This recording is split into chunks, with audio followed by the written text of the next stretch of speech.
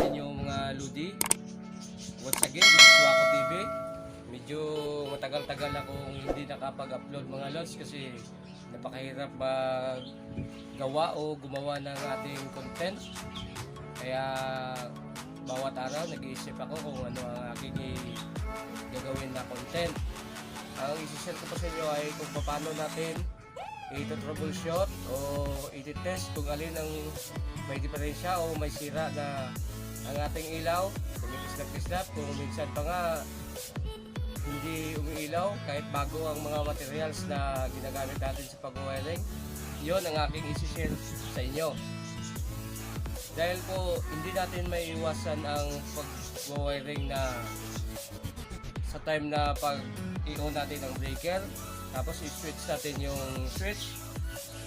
Pag on ng switch, hindi umilaw yung ilaw, kaya maraming electrician na baguhan na napaisip na bakit hindi umilaw, bago naman ang switch, bago naman ang breaker, bago naman yung ilaw. Sa ating materials mga lods, sa pagbili ng materials, hindi natin yan maiiwasan na mayroong factory defect.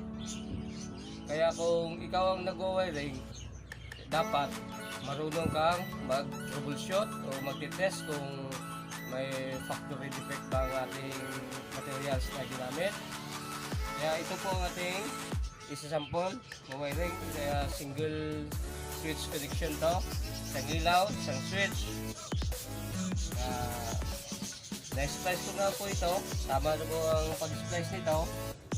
Ngayon, para ma-test natin o malalaman natin kung alin ang sira dito, i-switch on natin ang ilaw kung ano ang diferensya. I-on na natin ang breaker mga lods. Ingat lang tayo sa mga baguhan. Huwag niyo pong gawin ito na naka-open wire ang pag-wiring, kasi kaya ko to in-open wire, sample ko po to para malaman naman nila na kung alin talaga ang sira ng wiring na ito o alin ang sira na materials na kung bakit hindi umilaw o kumikislap-kislap ang ilaw. I-on na natin. Yan, i-on natin ang switch. Yan, kung nakikita nyo mga lods, kumikislap-kislap ang ilaw. Kadalasan natin yan may encounter sa pag-wiring. Isa-isahin ko sa inyo kung ano ang sira nito. I-off muna natin. I-off. Yan. I-off natin ang breaker. Yan. Kaya ang una natin gagawin, tanggalin muna natin ang ilaw. Yan. Yan, natanggalan natin ang ilaw mga lods. Ang una natin gagawin, baka may sira yung ating breaker. Huwag natin sabihin na ang may sira, breaker, socket, o ang switch. Ang dapat natin gawin, isa-isahin natin. Baka kung alin ang may sira para madali nating matrace. Ang una natin gawin mga lods, dahil wala pa akong tester. Ito po ang ating line 192. Lagyan natin ng outlet. Ilagay lang natin dito. Paghiwalayin lang natin. Saka isaksak natin ito ang ating heat gun para malaman natin kung to 20 volts talaga ang pumapasok sa ating wiring. Ating wiring mga lods. Ikutan na natin ng konti para hindi na short circuit. Luluin na natin mga lods na nakahiwalay ang line 1 line to. Saksak natin to. Ito ang heat gun.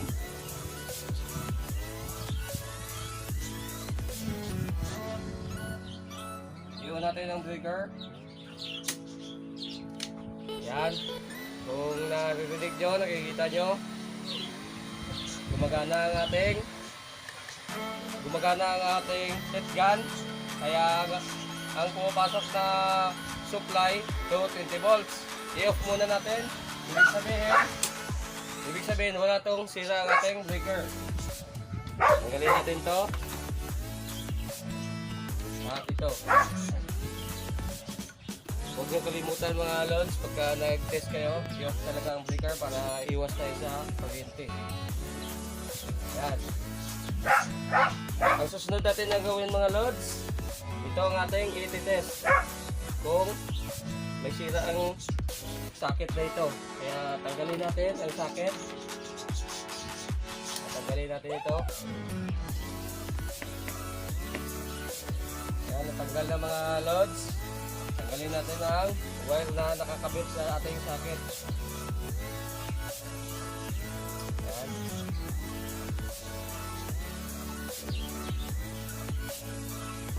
Yan mga lods, natanggal na. Ito po ang ating socket. Meron akong tester, yung ginawa ko nung nakaraang video.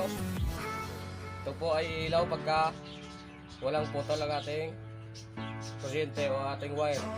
Kaya ang gawin natin, ititest natin ito mga lods. Ito, mayroon ditong parang terminal, yung terminal sa loob at saka itong pinaka terminal din sa gilid, terminal din to, dalawa. Ito po ang kadugtong nito. Ang gagawin natin, ang isang dulo ng ating tester, didikit natin sa gitna, dito sa gitna. Pagkatapos, nakadikit na sa gitna, ididikit natin dito sa alinman dito para kung ilaw ang tester natin, ibig sabihin walang putol ang koneksyon.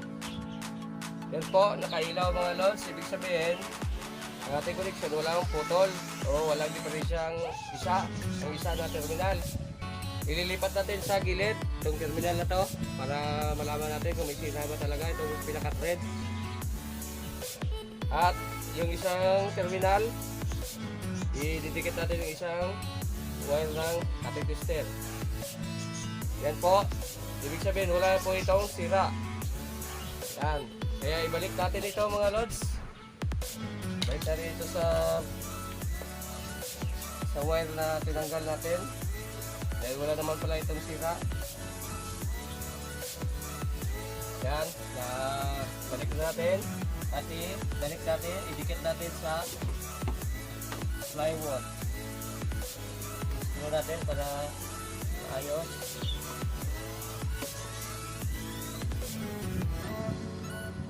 Yan. At ang last natin ititest, wala tayong ibang ititest, ito ang switch. For sure ako mga lods, ito na po yung sira, ito ang ating switch. Pero i-share ko sa inyo o ituturo ko sa inyo kung paano natin ito ititest ang ating switch.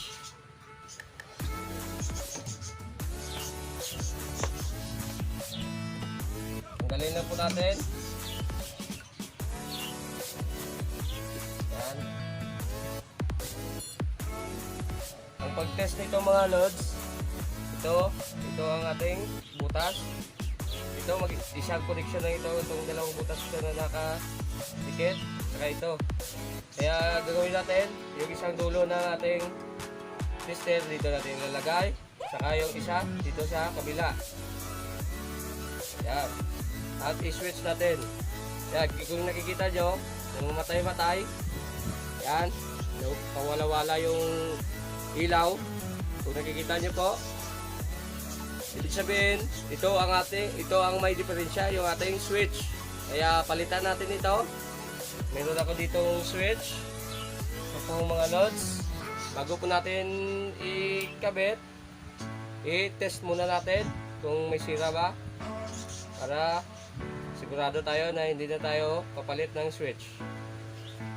Yan, kung nakikita nyo mga lods, ang ilaw niya ay hindi namamatay-patay o hindi kumukurap-kurap. Kaya ito na po ating gagawing switch. Palitan natin. Yan. Kaya tanggalin natin ito. Ganun lang po mga lods mag-test. Isa-isahin natin para yung ilaw na namamatay-matay ma-solve natin yung ating problema. Yan. Tanggalin natin yung switch na ito na sira. At ito ating ipalit. Itong switch na isa. Gagawin natin, ikabit lang natin ito sa likod, dito sa butas. Parehas lang naman yan. Ayan po, nalagay na natin. Lagyan natin ng ilaw at i-try natin.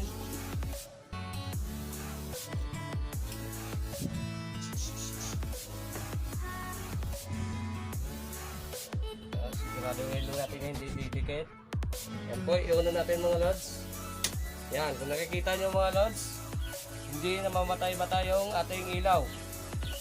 Kaya switch lang talaga ang may sira ng ating wiring kanina. I-off natin, try natin. Yan. I-on. Yan, kung nakikita nyo, hindi kumukurap-kurap yung ating ilaw. Kaya salamat po sa panonood ng aking video.